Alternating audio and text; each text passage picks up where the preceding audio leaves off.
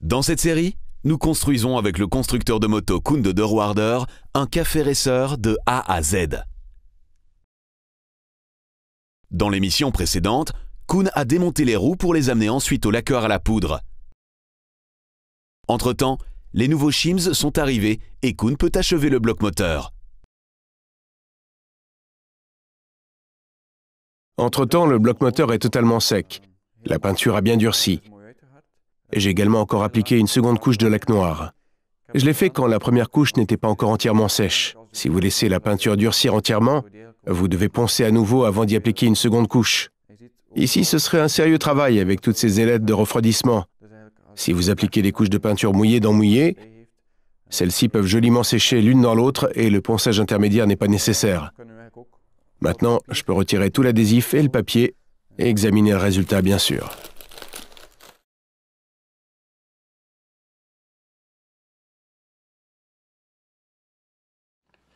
Le couvercle doit être replacé parce qu'une garniture doit encore y être intercalée. Cela procurera un plus joli résultat final tout à l'heure.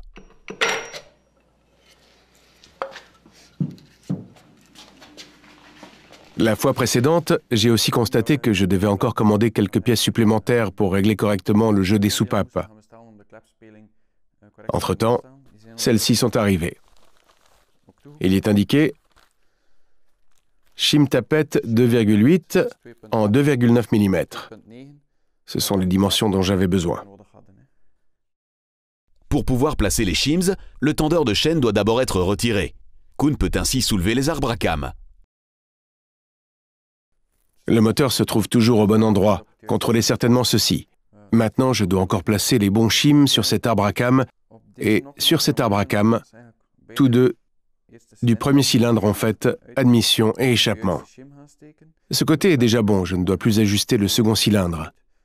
Donc uniquement le premier cylindre, et pour cela, je ne dois pas tout enlever à nouveau. Je peux tout simplement desserrer les 8 boulons, et puis je peux relever un petit peu l'arbre à cames pour y insérer le shim. Puis tout peut se fermer.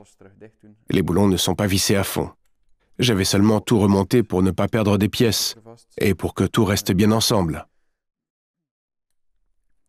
Je commence par l'arbre à cames du côté admission. Tout à l'heure, un petit coup d'œil à mes notes de la fois précédente pour savoir quel shim doit s'y positionner avec précision.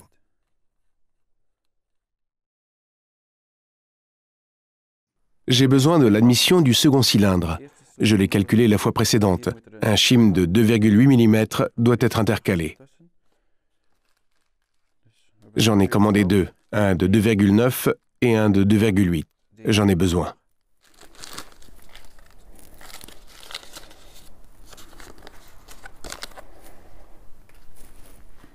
Vous le voyez ici, 2,8 mm.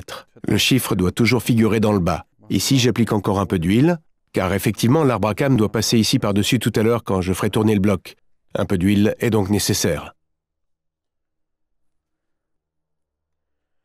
Puis, je peux maintenant soulever l'arbre à cames et intercaler celui-ci. Celui-ci est donc à sa place. Je n'ai pas enlevé la chaîne et autres, elle ne s'est donc pas décalée et devrait encore être bien tendue tout à l'heure. Ici, les supports peuvent aussi être replacés.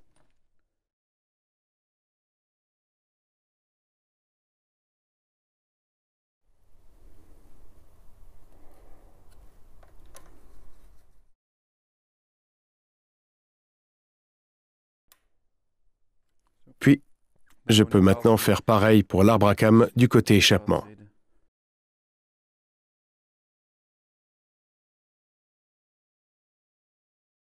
Ceci est donc un exemplaire de 2,9 mm. Apposez aussi un peu d'huile.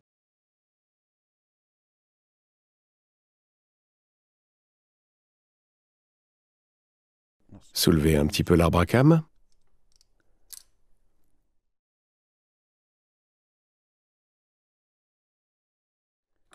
Et celui-ci est ainsi également à sa place.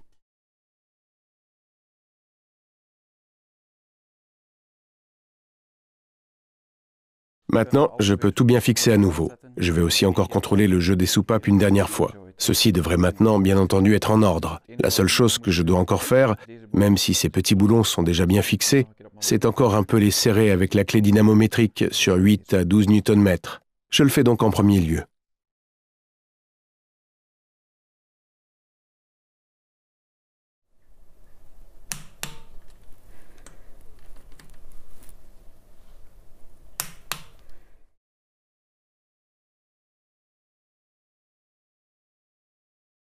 Maintenant que les boulons sont serrés avec la clé, le tendeur de chaîne peut être monté définitivement.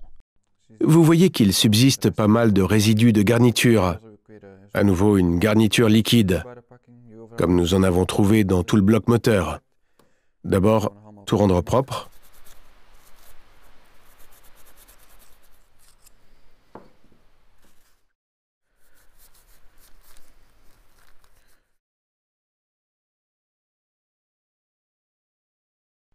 Je nettoie encore la surface de contact avec un nettoyant pour frein.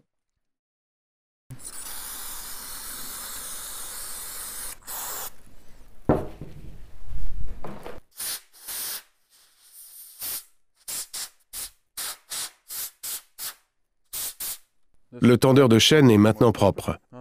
Je montre encore vite comment ceci fonctionne en fait. Si vous l'enfoncez entièrement avec le tournevis, il recule entièrement et vous devez le remonter ainsi. Il entre donc comme ceci dans le bloc, puis vous fixez tout et au moment où vous retirez à nouveau le tournevis, il appuiera sur la chaîne et il la mettra ainsi sous tension. Vous pouvez aussi encore un peu ajuster manuellement. Vous voyez qu'il ressort encore plus loin et vous pouvez ainsi encore un peu corriger la tension. Vous voyez qu'il n'est plus possible de l'enfoncer. Donc une fois fixé, la tension est correcte. La surface d'ajustement sur le bloc moteur doit aussi être nettoyée. Avec un peu de papier, Koen évite que la saleté puisse pénétrer dans le bloc. Ici se trouve encore l'ancien joint. Je le retire avec un grattoir pour garniture.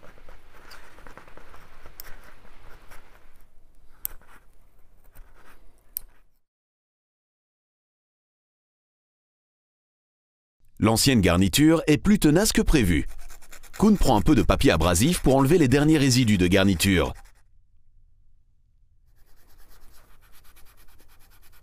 Puis encore passer dessus avec un tapis de ponçage et nettoyer les trous de boulons avec un nettoyant pour frein.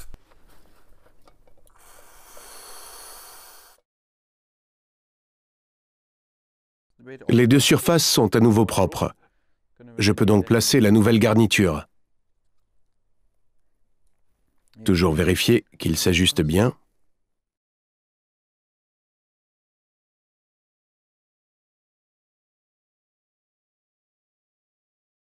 Comme indiqué, le tendeur de chaîne doit être monté dans le bloc dans un état tendu. Vous ne pouvez libérer le ressort que quand les boulons sont fixés.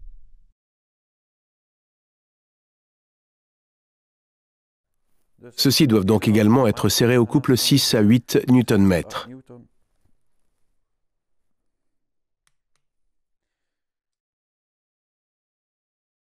La clé est réglée sur 8, c'est donc bon.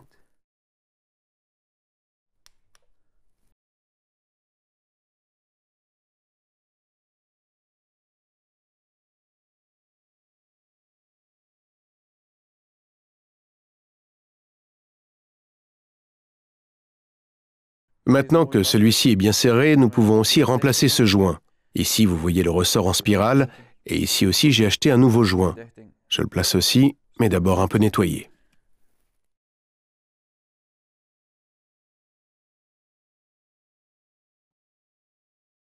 Cette surface ne comporte plus de résidus de garniture. Il suffit donc simplement de dégraisser.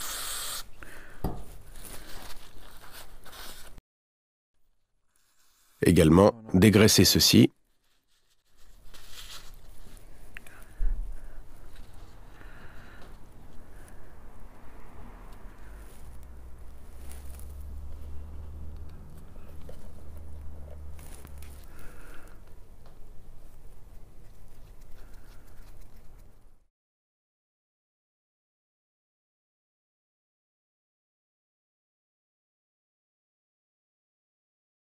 Ici,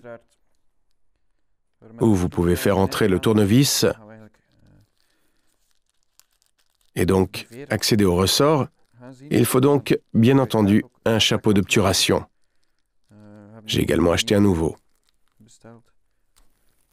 Il vous permettra d'éviter que l'eau ou la saleté puisse atteindre le bloc moteur via le tendeur de chaîne. Le ressort pourrait aussi rouiller, donc certainement placez ce chapeau.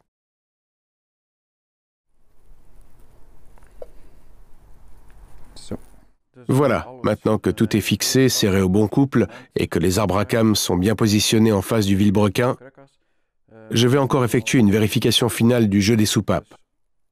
D'abord, bien repositionner l'arbre à cames. La came du second échappement doit donc être relevée selon le manuel. Je vais donc la tourner jusqu'à ce qu'elle s'aligne avec le point. Je peux ainsi déjà contrôler ces deux-ci.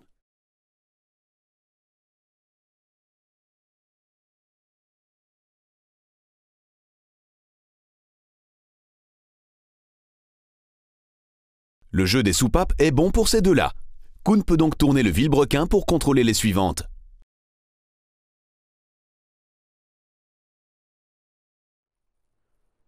Également contrôler la dernière. Ceci est un tapis de sonde de 0,5 mm.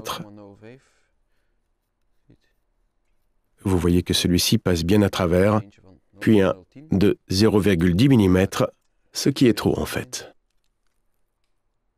Et vous voyez, celui-ci ne passe plus. Donc le jeu des soupapes est réglé de façon correcte.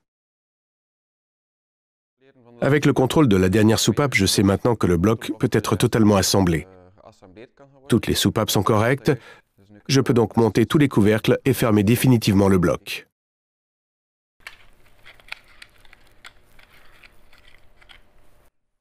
Je vais monter les bougies. J'évite ainsi que des boulons ou des caoutchoucs tombent dans les trous de bougies pendant le montage ultérieur. J'en ai du type D8EA, le type prescrit pour ce bloc moteur. Certainement, toujours vérifier laquelle est nécessaire car la distance à l'électrode peut être différente, si bien que le moteur s'allumera plus chaud ou plus froid, et ceci peut avoir une grande influence sur les soupapes et autres.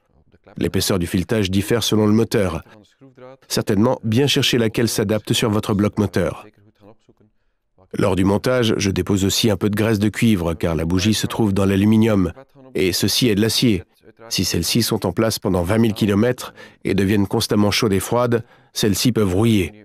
Les retirer peut alors se révéler très difficile. J'applique donc un peu de graisse de cuivre sur le filetage, et plus tard, vous n'aurez pas de problème pour les retirer.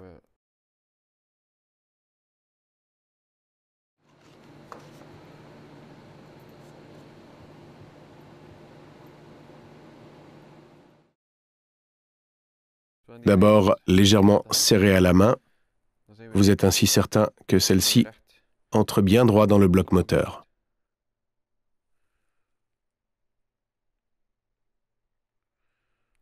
Si vous voyez que la manipulation est aisée, vous pouvez prendre la clé à bougie.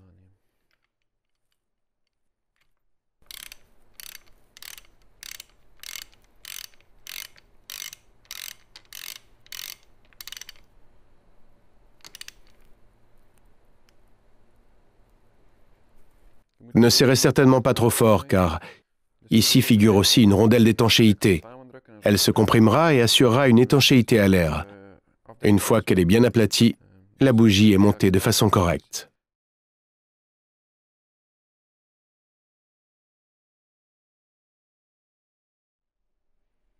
J'utilise ici de la graisse de cuivre parce qu'elle résiste à la chaleur. La graisse ordinaire fondrait et s'échapperait pour aboutir dans la chambre de combustion. La graisse s'évaporerait et perdrait son action lubrifiante.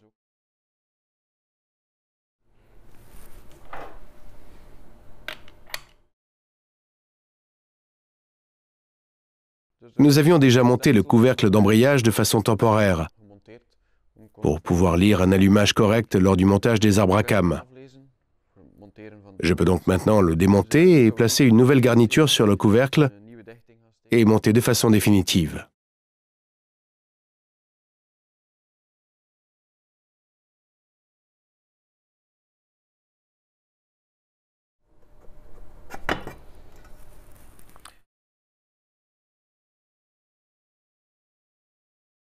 Avant de pouvoir monter le couvercle d'embrayage, je dois d'abord replacer l'indicateur d'écoulement. J'ai dû le retirer pour faire laquer le couvercle à la poudre. Maintenant, je vais bien nettoyer le bord. J'ai aussi acheté un nouvel indicateur d'écoulement. Comme vous le voyez, le principe est le même que pour une bague de retenue d'huile. L'extérieur est en caoutchouc et à l'intérieur un support pour l'indicateur. J'ai cherché un bouchon qui s'ajuste. Je vais d'abord le nettoyer avec un peu de nettoyant pour frein, puis échauffer le bord et je peux alors le monter.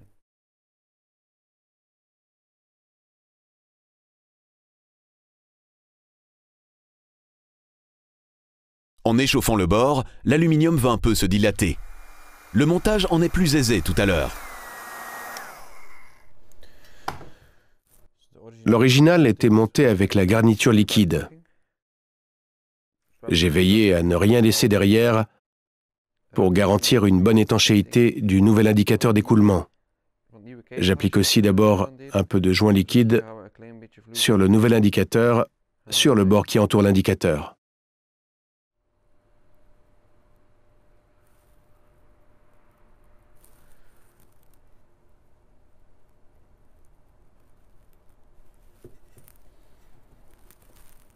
Du fait que Koen a échauffé l'aluminium, l'indicateur entre facilement. Avec le bouchon, il le tapote encore à sa place.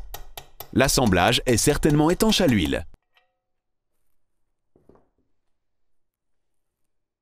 Puis encore un peu contrôlé et je vois le long de l'extérieur que c'est une bonne étanchéité.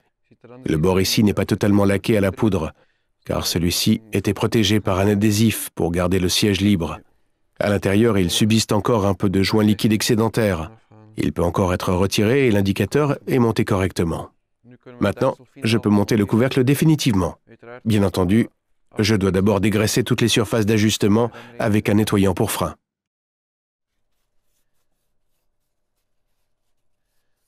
Car il est très important de ne plus avoir d'huile ici. Autrement, vous mouillez à nouveau la garniture. Certainement ici au-dessus, vous voyez que de l'huile y est encore accrochée. Vous risqueriez immédiatement de subir davantage de fuite d'huile.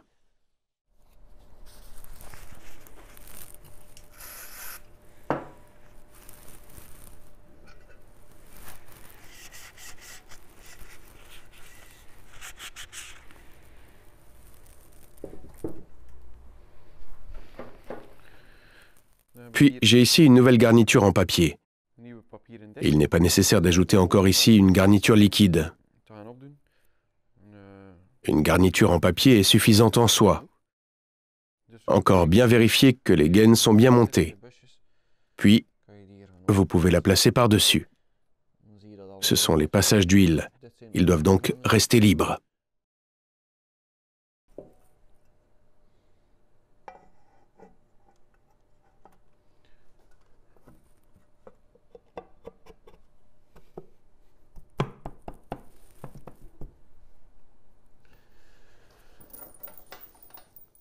Puis, je peux monter les boulons.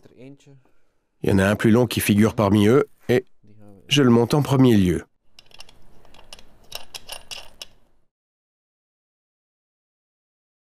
Je ne le fixe pas totalement car il se peut que je doive encore un peu bouger le couvercle pour faire passer les autres boulons.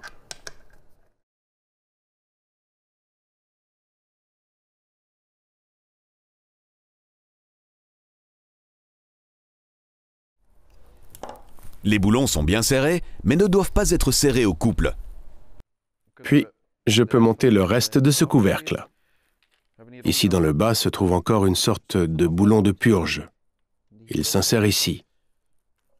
J'en ai commandé un nouveau. Ici est montée une bague d'étanchéité. Je monte évidemment aussi une nouvelle.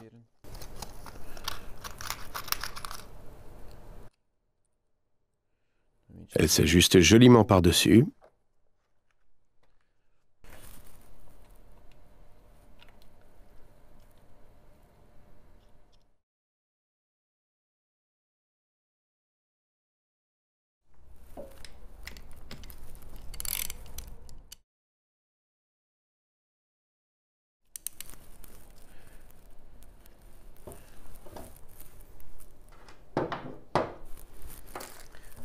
J'ai aussi acheté un nouveau bouchon de remplissage d'huile. En fait, ce n'était pas vraiment nécessaire, mais bel et bien joli pour le résultat final.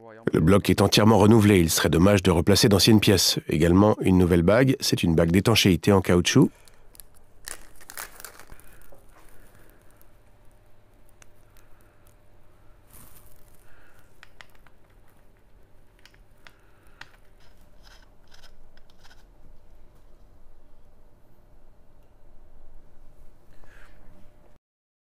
Ceci est encore le capteur de pression d'huile. Il veillera à un rendu correct de la pression d'huile.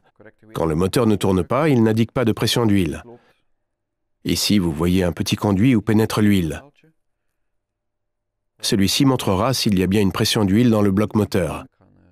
Ici, pas de bague d'étanchéité. J'y dépose donc un peu de garniture liquide et je peux alors monter.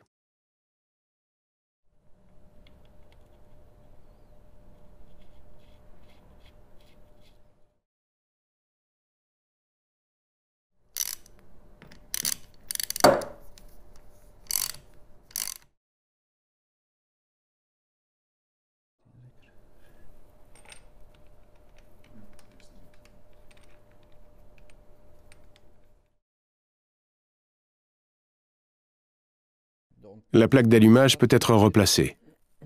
Je l'avais juste enlevée pour pouvoir monter le couvercle. J'ai 2 nouveaux boulons pour cela.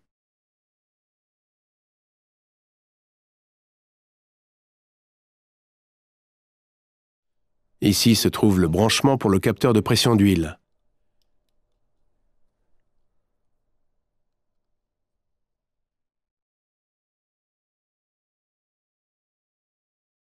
Maintenant, je vais encore vérifier. Ce boulon doit être serré au couple pour éviter que l'allumage puisse encore changer. D'après le manuel, de 18 à 28 Nm. Je règle donc sur 25.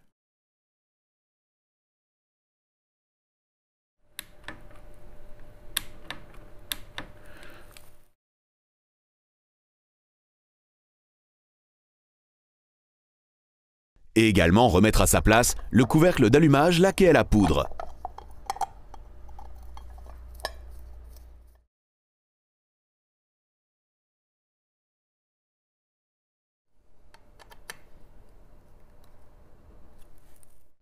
Ce côté est maintenant totalement prêt.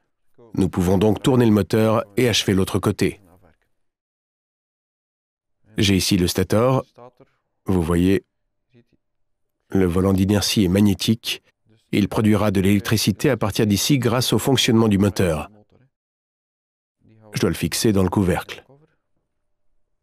Il entre dans le couvercle qui contient aussi un peu d'huile. Ce joint doit donc être bien propre. Tout à l'heure, appliquez un peu de joint liquide et le couvercle peut alors être fermé.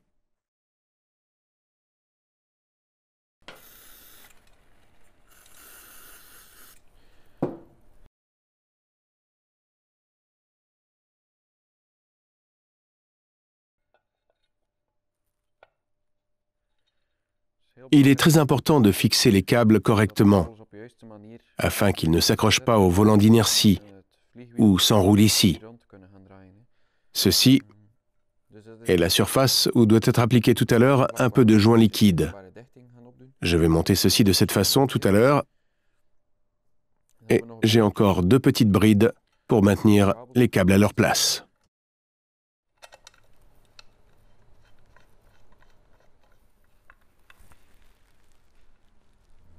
Puis d'abord, appliquer un peu de joint liquide ici.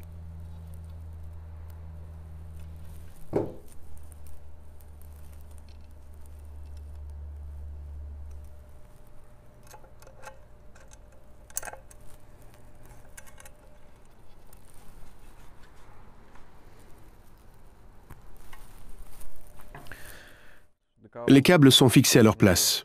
Ils ne s'accrocheront nulle part. Maintenant, je dois uniquement encore fixer le stator proprement dit.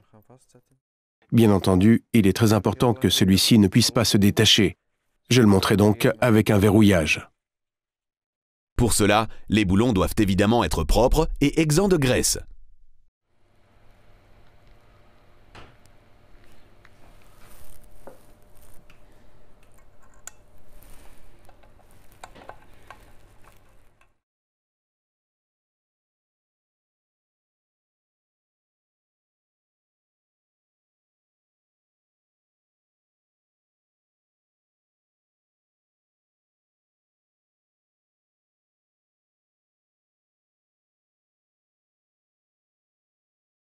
Maintenant, je peux poursuivre le montage du couvercle proprement dit.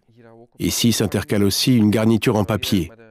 Mais comme la surface plane comporte une irrégularité ici, j'utiliserai ici aussi un peu de joint liquide pour avoir certainement un assemblage étanche à l'huile entre le bloc moteur et le couvercle.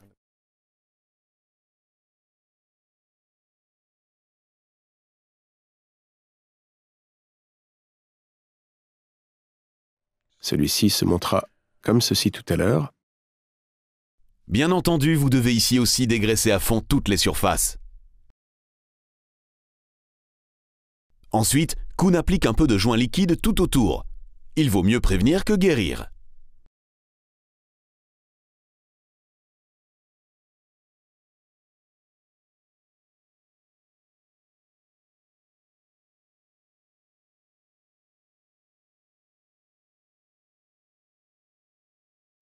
Avec la garniture en papier, le couvercle peut être monté sur le bloc moteur.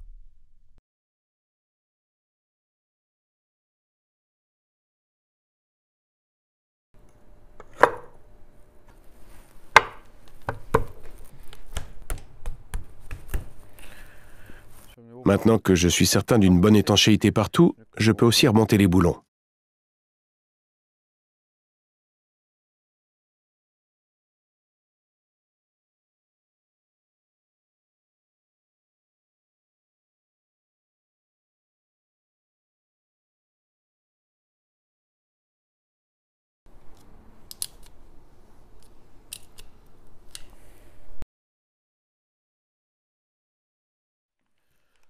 Ici, vous voyez encore l'ancien pignon.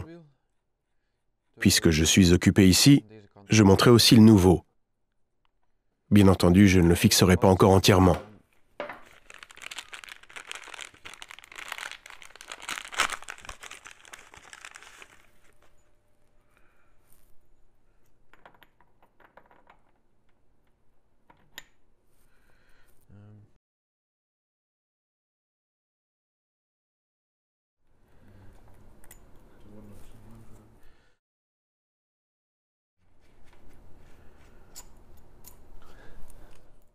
Je continuerai de le semer quand le moteur est replacé dans le châssis et que la chaîne et la roue arrière sont montées. Je monte alors cette couverture simplement libre par-dessus. Ainsi, nous avons déjà une bonne idée du résultat final tout à l'heure. Bien positionner le câble.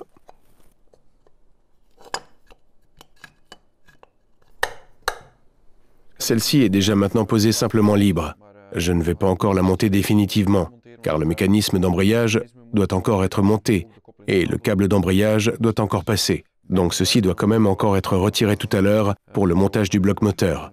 Du reste, cela entraverait aussi le montage dans le châssis. Je l'ai donc simplement déposé pour l'aspect visuel. Maintenant, je peux poursuivre avec le dernier couvercle du bloc moteur, c'est le cache-soupape. Comme vous le voyez, l'adhésif s'est quelque peu détaché lors du laquage à la poudre, et un peu de laque poudreuse s'est déposé sur le cache. Ce n'est pas si grave sur cette surface, la laque poudreuse ne se détachera quand même pas. Mais effectivement, la surface de roulement pour le joint du cache-soupape doit bel et bien être totalement propre et sans imperfection. J'ai donc entièrement enlevé la laque poudreuse avec une petite brosse métallique, encore nettoyée avec un peu de nettoyant pour frein, et je peux poursuivre le montage.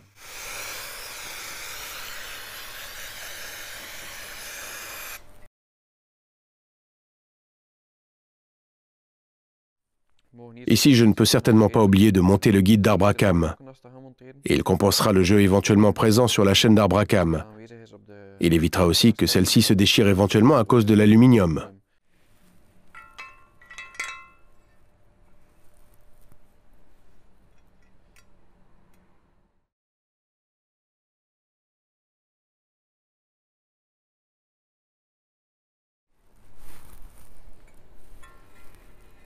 Une fois que ceci est bien fixé, Koen peut retirer la garniture du cache-soupape.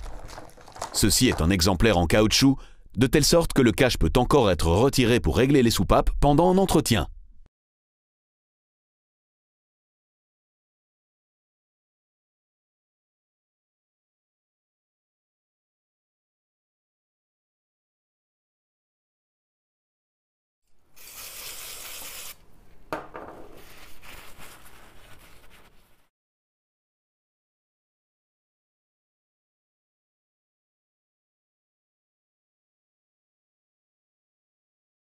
Cette garniture comporte 4 demi-lunes qui garantissent l'étanchéité sur les arbres à cames.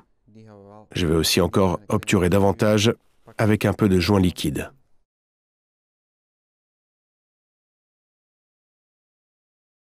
Et puis le cache peut être posé.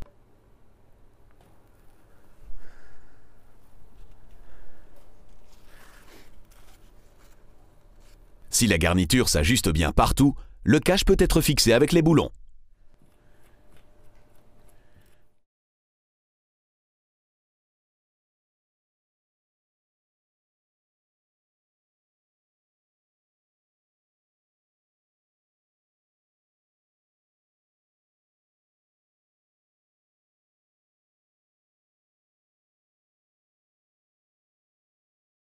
Nous avons aussi prévu des capuchons pour ces boulons pour une jolie finition.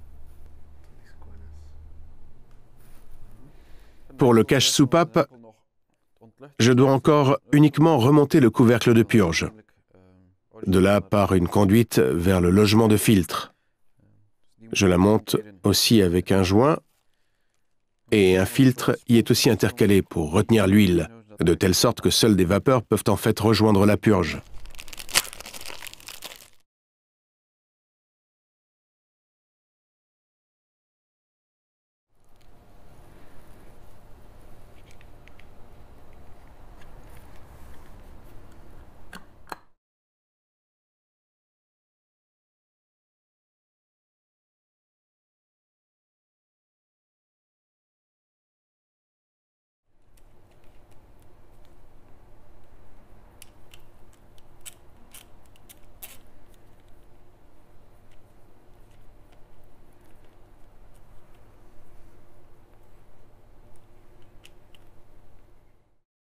Maintenant que le couvercle est également en place, Koen peut peaufiner les derniers détails. J'ai encore ici une petite bague d'étanchéité à l'huile, un peu comme un joint de soupape pour l'entraînement du contour. Il vaut mieux le monter avec un peu d'huile. Avec un petit bouchon, Koen le tapote entièrement dans l'ouverture. Bien entendu, un nouveau filtre à huile est placé. Un nouveau filtre, donc une nouvelle bague d'étanchéité. Je la monte avec un ressort qui se place ici dessus. Ceci est le couvercle qui se positionne ainsi. Effectivement, d'abord monter correctement la bague d'étanchéité dans le couvercle.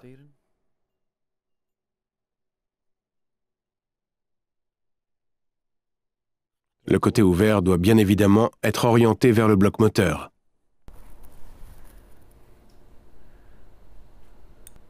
Et puis le couvercle se pose dessus avec le ressort.